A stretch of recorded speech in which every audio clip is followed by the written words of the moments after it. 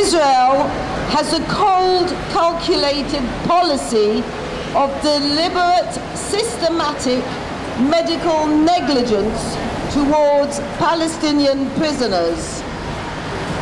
This has directly resulted in the death of 56 prisoners in the prisons of the occupation since 1967. It is indicative of Israel's total disregard for the lives of prisoners and failure to provide necessary treatment which is appropriate for them. Prisoners are left with diseases which eat away at their bodies, already weakened by the difficult prison conditions, lack of food, and ill quality and total absence of hygiene. The Fourth Geneva Convention Article 92 demands that medical examinations of detainees must be conducted at least once a month for objective monitoring of the health status and overall nutrition and hygiene within the prisons. These tests will also be used to detect infectious diseases and review the weight of each case. A radiographic examination must be done at least once a year for every detainee.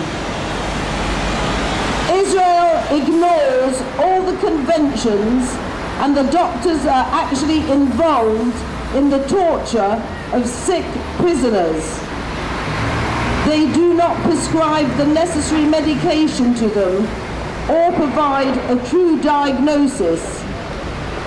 Aspirins and paracetamol are provided as a cure for all diseases, including those which are very serious. Doctors turn a blind eye to torture, even when prison guards thrown their patients out of hospital beds onto concrete floors and kick them unconscious. The doctors are actually part of the process. They hide evidence of torture from medical records and examine torture victims during interrogation to determine if they can withstand further abuse. On Wednesday, 23rd of April, we received a short letter by Shireen Isari, written in her cell in Har Sharon prison. Its content was revealed by her lawyer. Shireen Isari was abducted by the Israeli occupation on 6th of March 2014. As a human rights lawyer, she has been a strong advocate for prisoners' rights, a thorn against the occupation.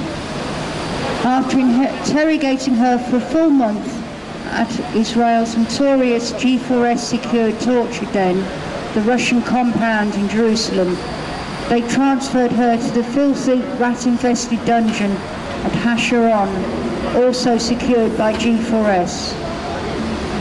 The letter by Shireen reads, "I am a lawyer. I have the right and duty to defend our prisoners. To stand for their rights is not unlawful. Although I've been busy recently focused on completing my master's thesis, they arrested me. The real reason for my arrest is that the occupation wants to intimidate lawyers from performing their duty in their service of our prisoners. They will not succeed. I dedicate my life for the cause of our prisoners and will not stop fighting for their freedom until all our prisoners are released." We are here today to show our solidarity for the 186 Palestinian prisoners who have started a mass hunger strike yesterday. All of them are caged under Israel's illegal system of punitive administrative detention, whereby Palestinian men, women and children are abducted without a charge, then caged indefinitely without a trial. The hunger strikers' demand is simple. Israel, end your illegal practice of administrative detention. Under administrative detention, prisoners are given rolling detention orders which can be anything from 1 to 6 months, renewable indefinitely. This is against international law.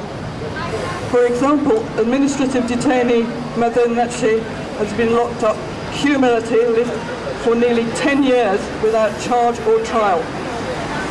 Detention orders are based on so-called secret information, which never needs to be produced either to the detainee nor their lawyer.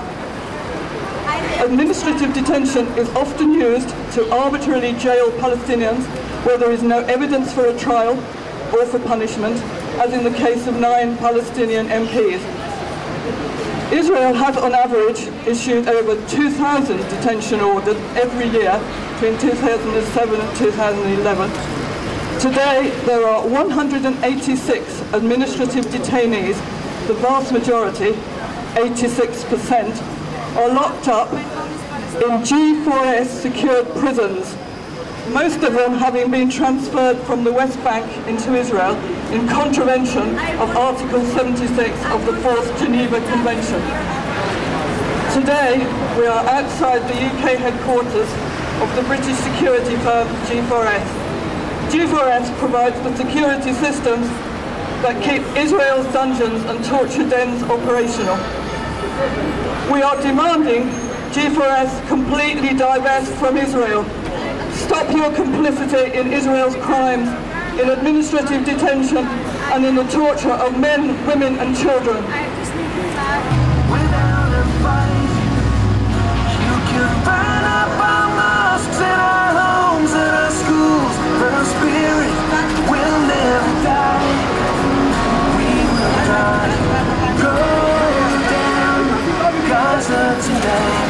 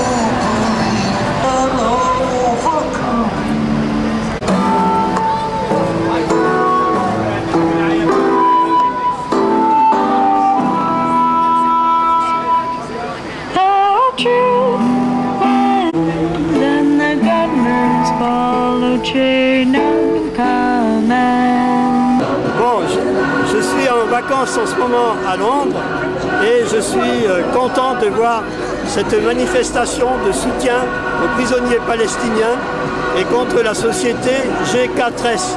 En France, la société G4S est beaucoup plus petite, mais nous avons d'autres campagnes, la campagne contre Veolia, comme vous en Angleterre, la campagne contre SodaStream, la campagne contre les produits de beauté Ava, également la campagne contre la société de téléphonie Orange, et nous avons aussi différentes initiatives, des rassemblements. Il y aura samedi, comme à Londres, un rassemblement contre le blocus de Gaza, et la campagne BDS est présente dans les principales initiatives pour appeler au boycott d'Israël, parce que comme Israël est impuni, comme Israël n'est pas sanctionné par les autres États dans le monde, Israël continue sa politique d'apartheid contre les Palestiniens, la politique de colonisation, d'épuration ethnique, et c'est pour cela que le boycott d'Israël est nécessaire pour obliger les États dans le monde à prendre leurs responsabilités et à sanctionner Israël. I belong to BDS campaign in French and I am spending holidays in London, and I am glad to see your demonstration to support the Palestinian prisoners and against G4S. In France, we have several campaigns like you in England. You have campaigns against Veolia, against SodaStream, against the French telephone company Orange, which is a partner with an Israeli company, is partner communication, an Israeli company that work in the settlements, in the colonies, in West Bank. So we have several initiatives always, and I am glad to see as you work in England. So.